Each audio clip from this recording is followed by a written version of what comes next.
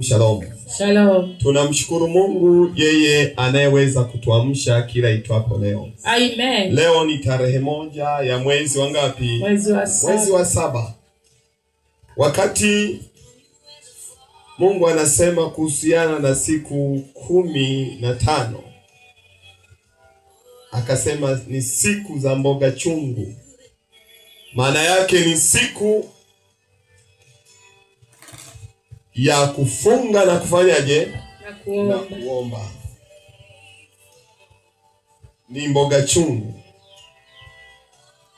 Tunataka tusimame na mtazamo wetu na slogan yetu ya kutembea nayo mwezi wa 7.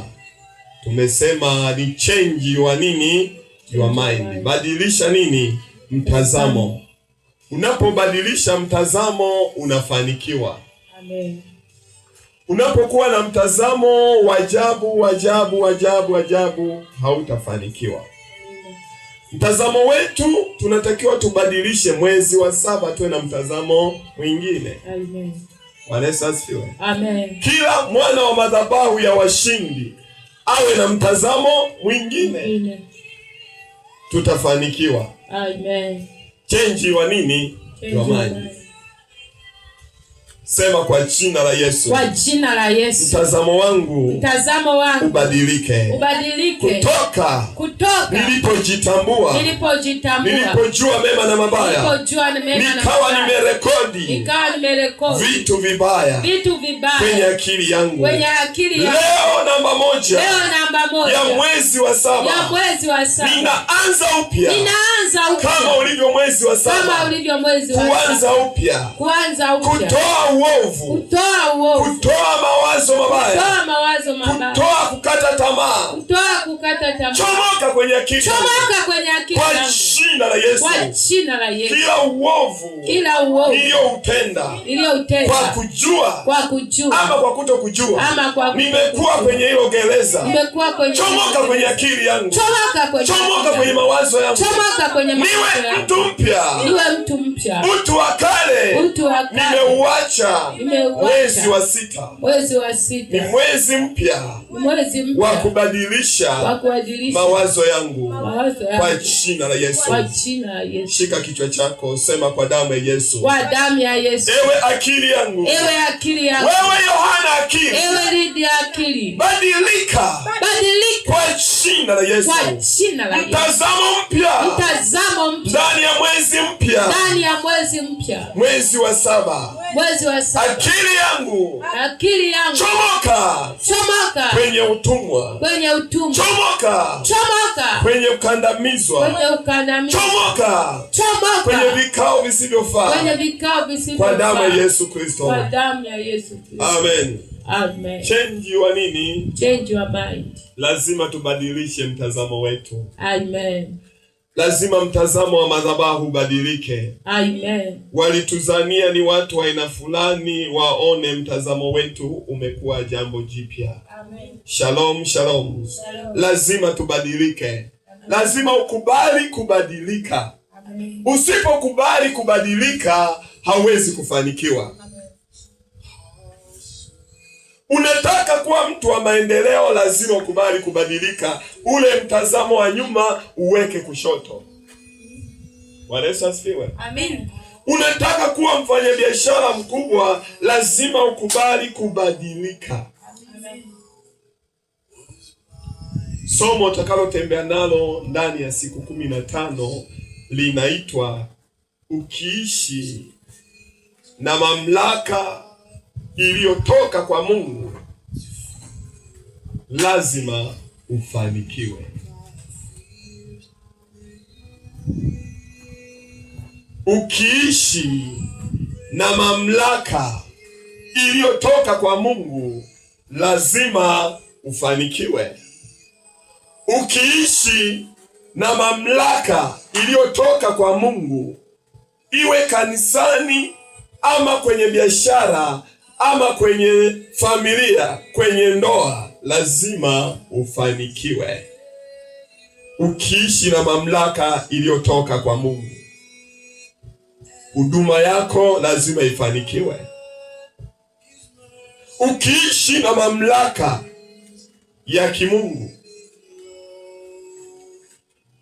ambayo ni original, imetoka kwa Mungu mwenyewe wa herufi kubwa. Mungu wa mbinguni aliyeziumba mbingu na nchi, lazima ufanikiwe ukiishi. Somo tutakalosimama nalo mwezi mzima, kuishi na mamlaka iliyotoka juu mbinguni, itatufanya tufanikiwe. Lazima mtazamo wako badilike. Lazima tubadilishe mtazamo wetu, tuchange our mind.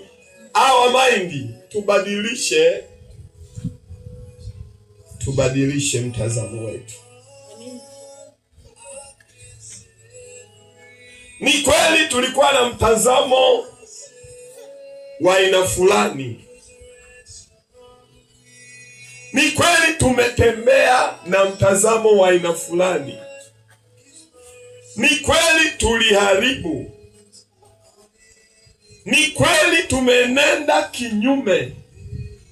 Lakini tunatakiwa tutoke hapo mahali tulipojifungia.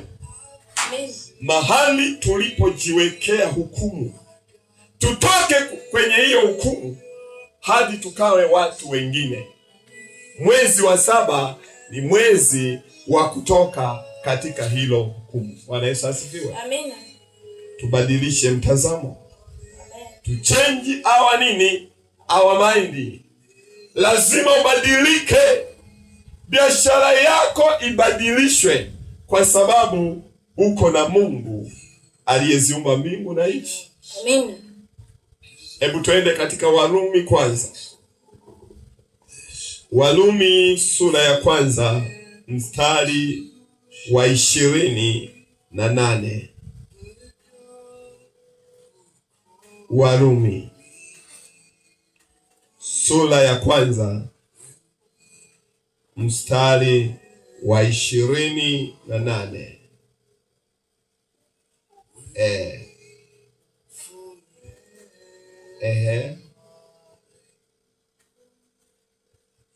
28.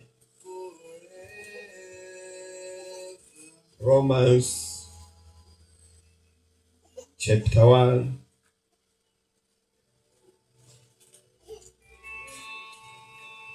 ule mstari wa 28. Neno la Mungu linasema nini pale? Neno la Mungu katika tafsiri hii linasema hivi, katika tafsiri mpya: kwa sababu waliona haifai kumkubali Mungu, Mungu aliwaacha katika hali ya akili isiyokubalika, ili wayafanye mambo yasiyofaa. Tafsiri ya ulimwengu wa sasa. Kabla hatujasoma tafsiri yetu tuliyoizoea, inasema kwa sababu waliona haifai, yani waliona hapafai kubadilisha. Waliona wasiwe na mamlaka iliyotoka juu mbinguni kwa Mungu wa herufi kubwa. Mungu aliwaacha. Hapa anasema kwa sababu waliona haifai kumkubali Mungu, Mungu aliwaacha katika hali ya akili isiyokubalika, ili wafanye mambo yasiyofaa. Kwa hiyo unapokuwa mbali na mawazo ya kukataa kubadilika, Mungu anakuachia hiyo akili isiyofaa, isiyokubalika, ya kufanya mambo mabaya. Anasema Mungu aliwaacha katika hali ya akili isiyokubalika, ili wafanye mambo yasiyofaa. Kwa hiyo unapokataa kubadilisha mtazamo wako, Mungu anakuacha ufanye vitu visivyofaa.